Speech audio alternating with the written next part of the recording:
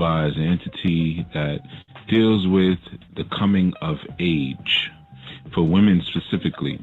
It's not that a man cannot receive Oba, but Oba is really for women. Now, of course, when we hear the name Oba, we think about the title Oba, which means king or ruler. So in some translations, great king. When you have the two B's, it's great king. Similar to Obatala, king of the white cloth, right? So the way the Pataki goes is this. Oba was a ruler over her own queendom. And that particular space that she served as ruler over was actually larger than that of her would-be or soon-to-be husband, Shangos. And Shango, who was represented as the son of Obatala, was told by his father that it is time for you to marry. Yes, you have consorts, you have concubine, but it is time for you to have an official consort in your home to take care of the palace and to show the proper modeling of family for your kingdom. So with that, Shango met, and I'm making this long story short, Shango met Oba, married Oba. In due time, he also consorted or married Oya as well as Oshun. Okay, Oya being the junior wife in this.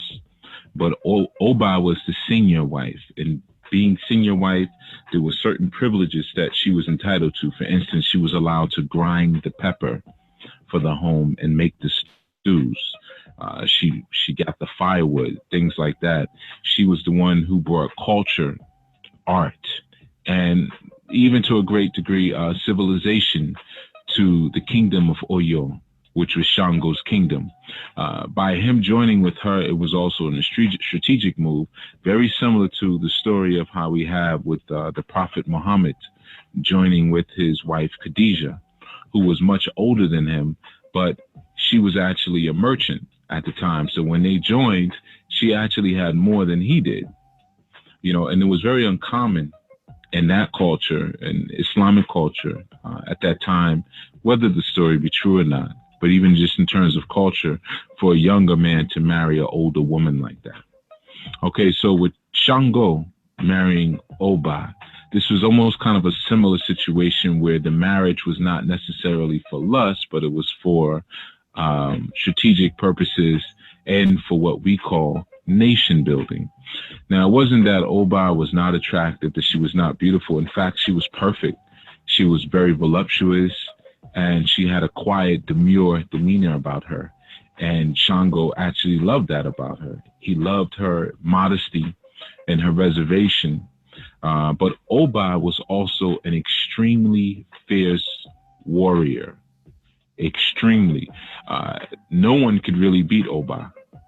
No one was able to best her. Okay, she was trained in warfare by Ogun as well as other entities, and she actually carried the weaponry of Ogun, similar to Oya. But Oba carried what we call the sits. They were two short, curved knives. And I'm going to get into why you see her, whenever you look her up, you always see these little small knives that she has in both hands with her hair wrap. Oba ran out of the kingdom of Oyo, or was chased out of the kingdom of Oyo by Shango, because she made him a stew and put her ear in it. Okay, now basically what happened was this, according to the story, she wanted to win Shango's affections more so than Oya and Oshun. She wanted to become his favorite again, because remember, we're speaking about a polygynous relationship here. Okay, so yes, this story is dealing with polygyny and some of the mistakes that can happen in a polygynous union, but it's also dealing with the acceptance of growth and time and sisterhood. Okay, so back to our story. So this is what happens. Oba has a desire to become greater in Shango's eyes. Now, keep in mind, she already pretty much was greater, because she was such an amazing warrior. She was an amazing homemaker, and she even came with a larger kingdom than Shango already had, but she was insecure. Okay? She she was insecure within the triad of herself, Oya, and Oshun. But long story short, so she puts her ear in Shango's stew because they told her that if you did that, he would fall in love with you, and that's the secret to his affections.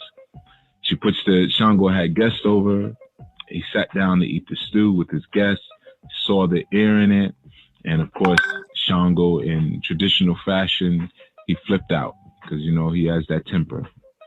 And he said, who would put something like, who would do this in my stew? He looks up at Oba. Some stories say that she had a head wrap on that was covering her ear.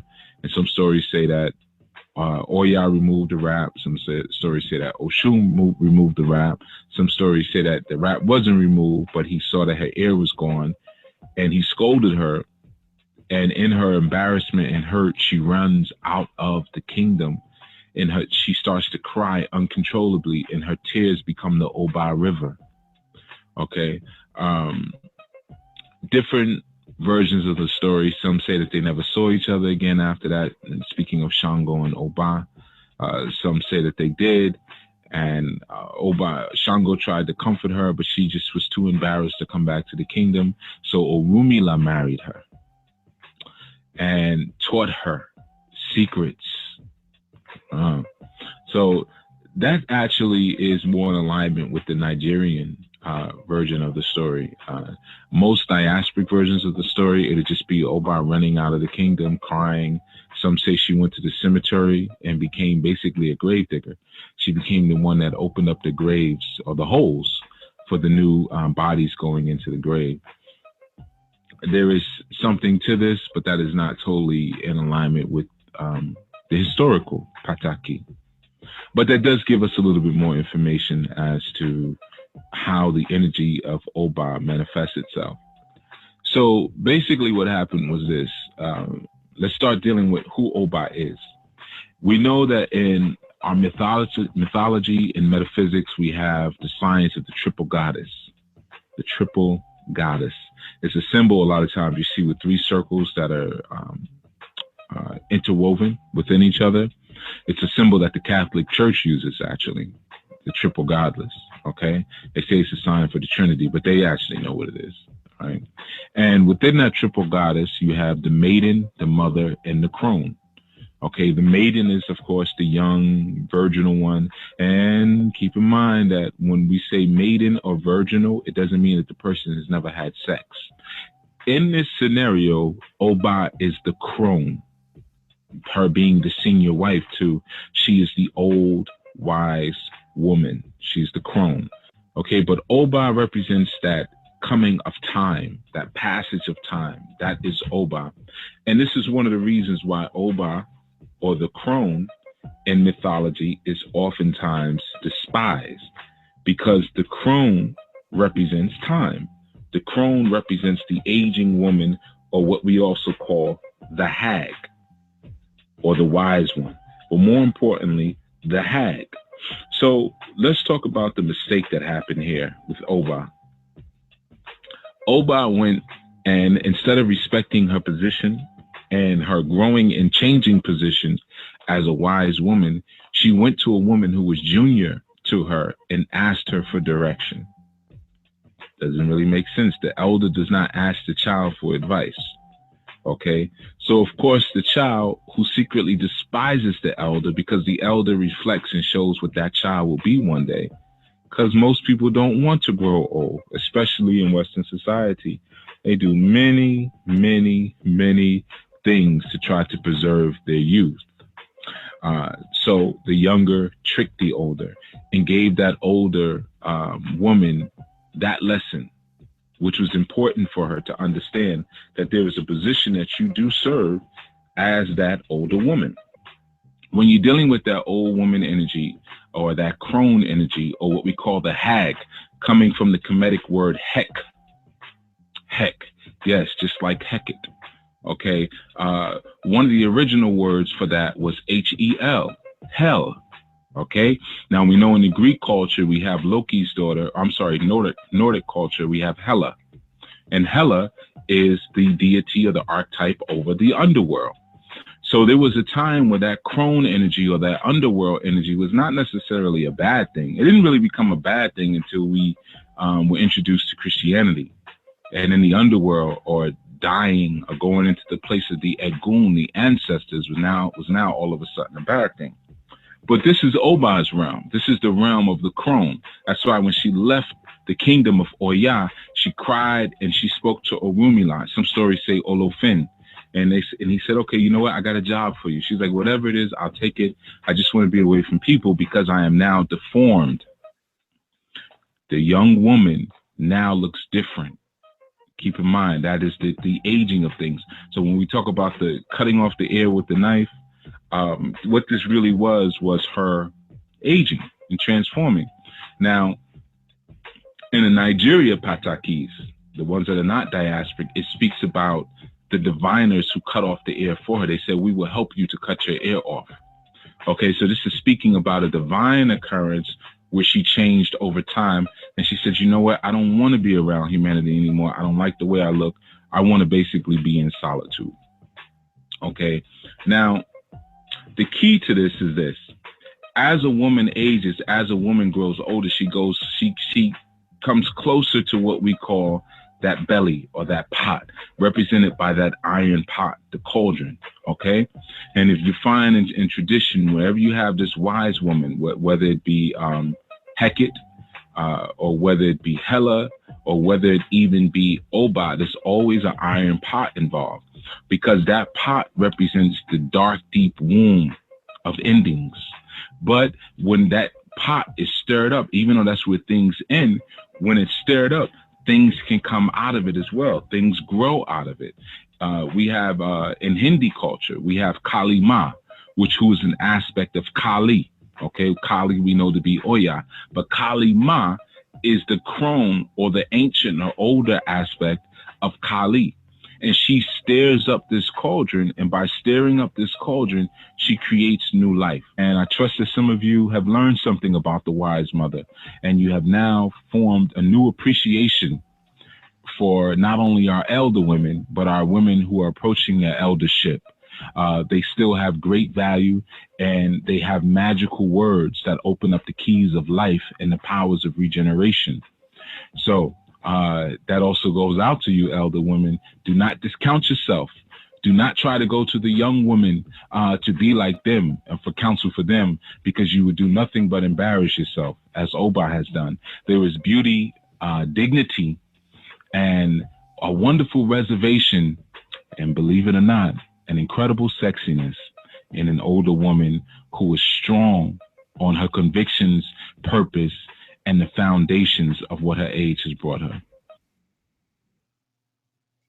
Greetings, everyone. Peace, peace, peace. I'm Kim, your host, and welcome back to another segment of Anu Asafo.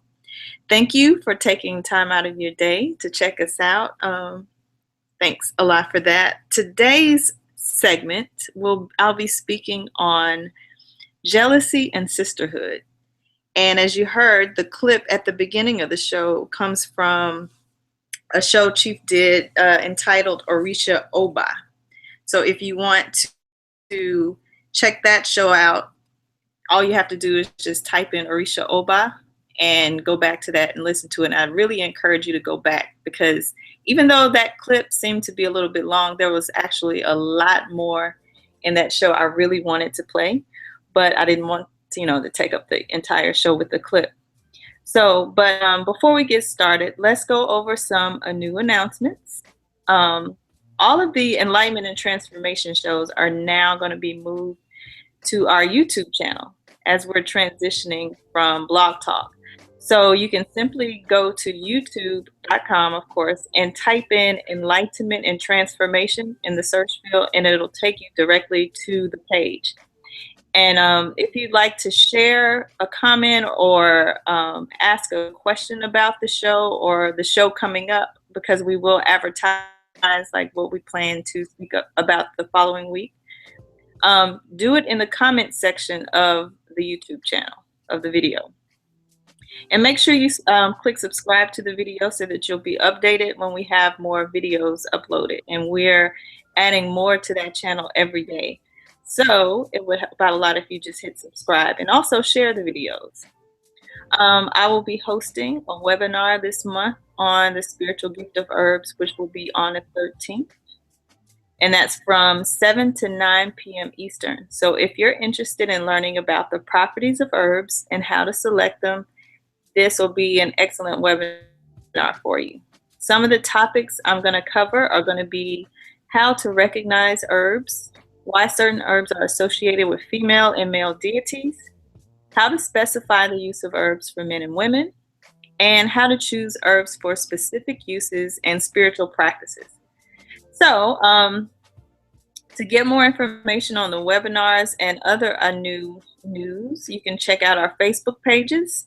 You can sign up for the newsletter on anunation.org, and you can check out all of our YouTube channels. And those websites as well contain rituals that you can use. You can schedule readings, and again, like I said, you can check out some of the blogs that we post and be updated on webinars and anything else that the Anu Nation may be hosting. So this webinar, I think I'm really excited about it because you'll be able to, by the end of the webinar, you should be able to distinguish why we choose certain elements we do when we construct a ritual. And that will help you be more effective in your spiritual work. So to register for this webinar, please go to anunation.org. And you can also RSVP on Anu's meetup page. Just go to meetup.com and then go to our page, Enlightened Spirit. Not only does this help us facilitate the show and make sure everything runs smoothly, but it also gives you some extras.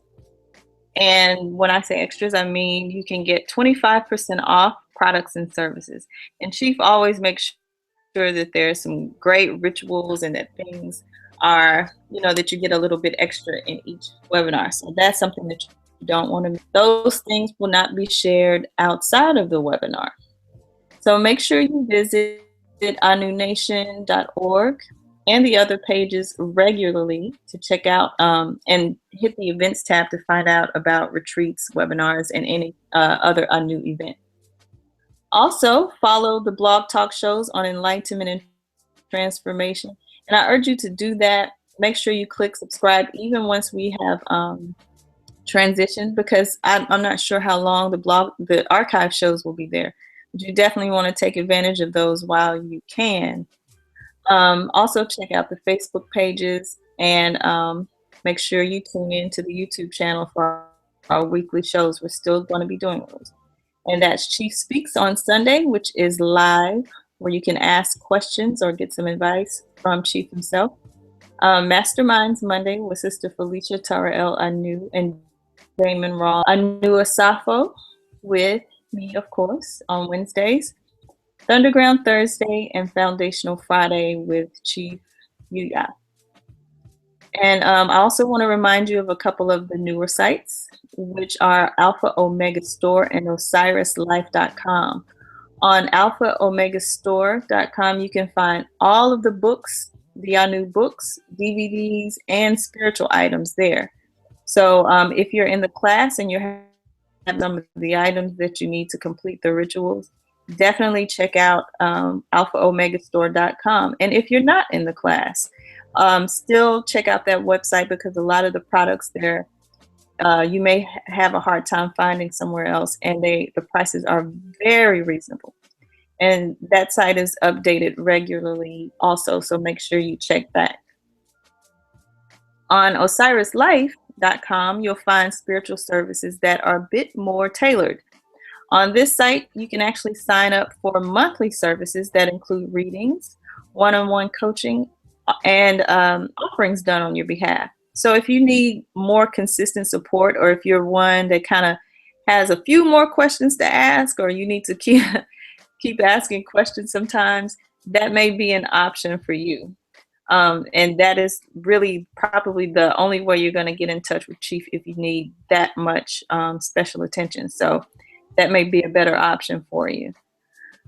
So right now I'm going to take a quick break for some announcements, and we'll be right back to discuss this Strong's clip.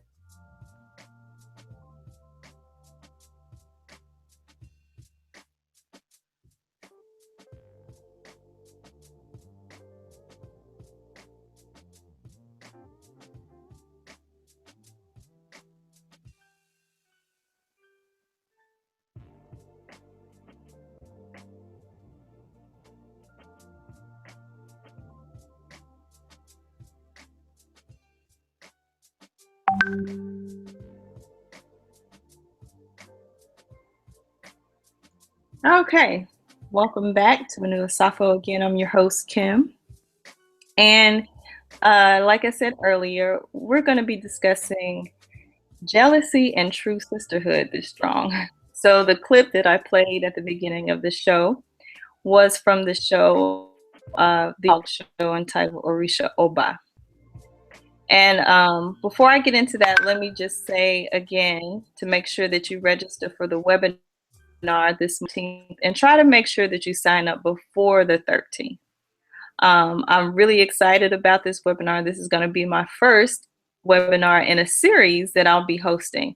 The other two that are coming up afterwards in the following months will be on oils, and then there'll be one on alchemy. So I'm definitely looking forward to this one and those coming up. And I know you guys will enjoy it as well. So again, to register, go to anunation.org/events. Okay. So back to the topic, jealousy and true sisterhood. And I chose this topic because, for one, I am a woman, and in studying indigenous spirituality, it's critical that we understand feminine energy and that we cultivate healthy female relationships. And that's because they're critical to the foundation of our families and communities. That clip was from the show Oba, Orisha Oba. And I think that the points made in that clip speak to a lot of the problems women have with each other. As Chief said, Oba isn't really talked about much in the West, but as you heard from the Pataki, is very relevant. And I definitely encourage you to go back and listen to that show in its entirety.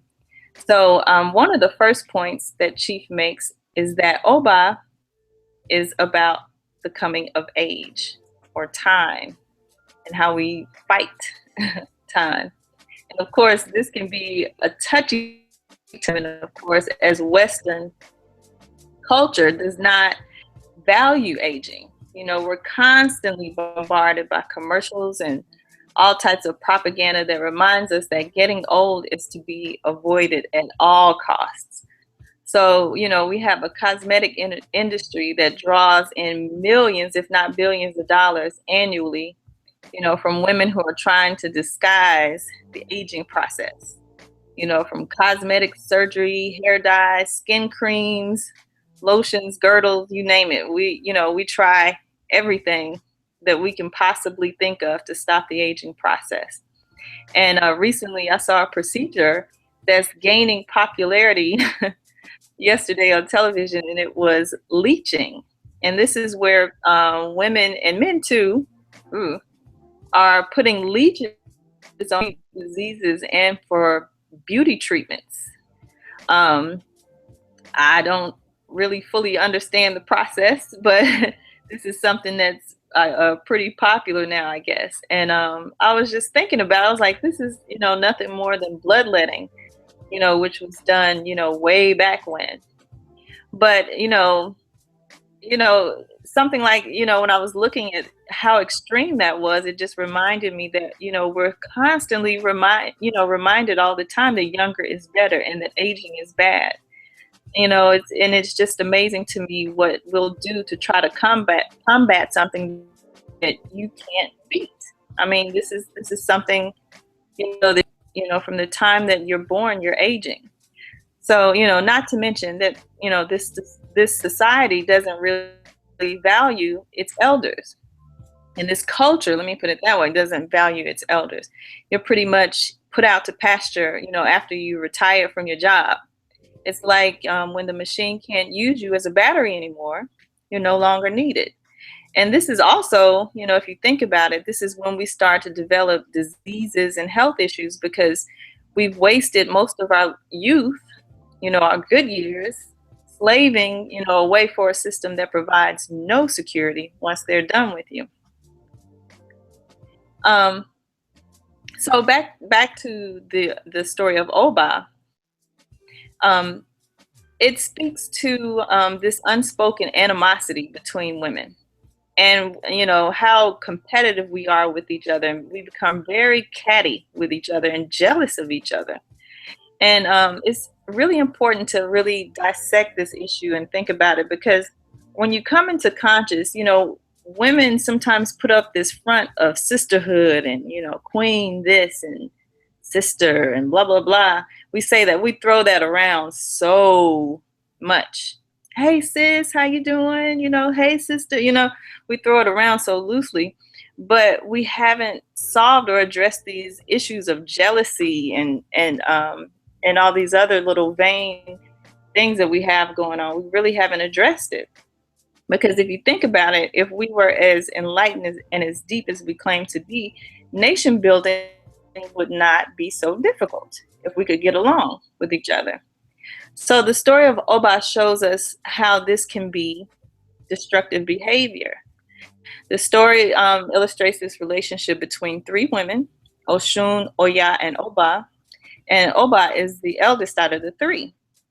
And they're all married or consorts of Shango, but Oba becomes jealous. And this happens with us women all the time, even if you're not, in a polygynous relationship, which in this story, it is a polygynous relationship. But, and sometimes, to be honest, you're in one, but in denial about it. But anyway, even, that situation spawns even more craziness and insane behavior because the jealousy is then amplified for whatever reason. But where does this jealousy come from? And just like the story illustrated, I think it comes from a lack of self-esteem or not seeing the value of yourself. You're insecure about your own worth. And so when this is lacking, we can do some really crazy things as women.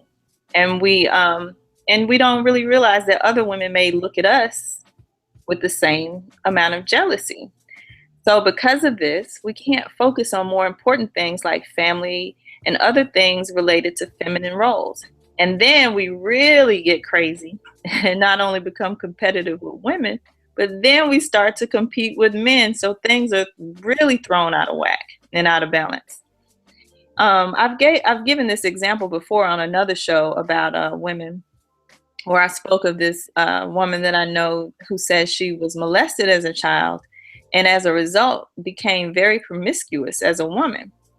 And older women in the community saw this and they knew, what she was doing, but no one thought to pull her aside and teach her, or could they just, sat around and kind of gossiped about it and laughed about it behind her back. And as a result, even to this day, this woman has like a strong distrust for women and can't form friendships with other women.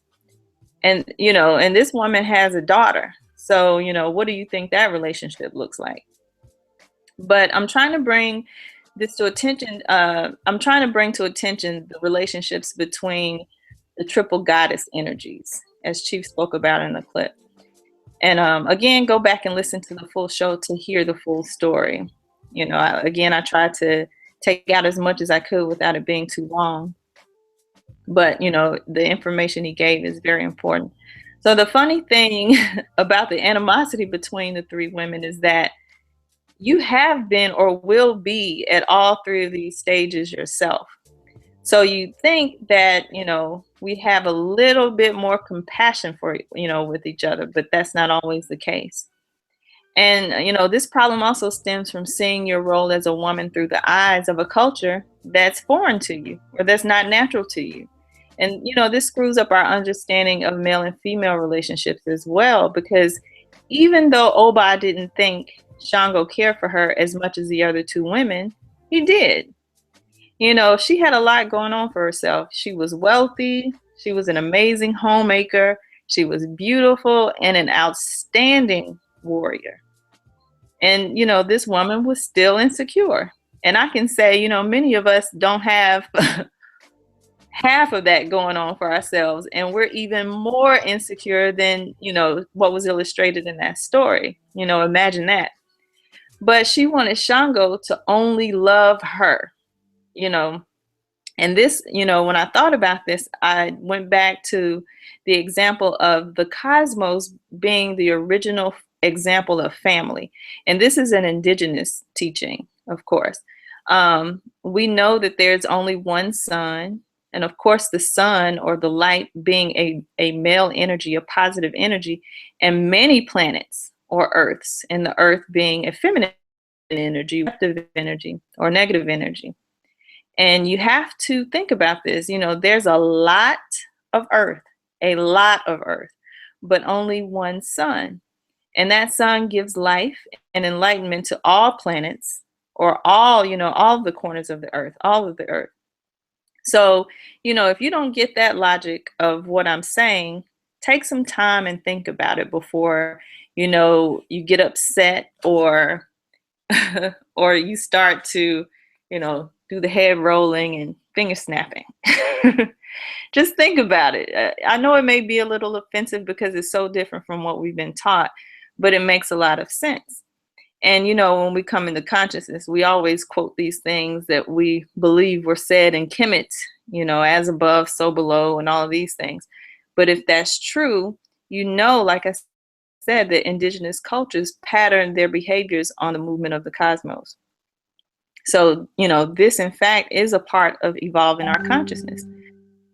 And there are actually 2 more shows that I suggest that you check out to reference. And that's the show that Chief did on the Femme Fatale and the Sun, Moon, and Stars clip.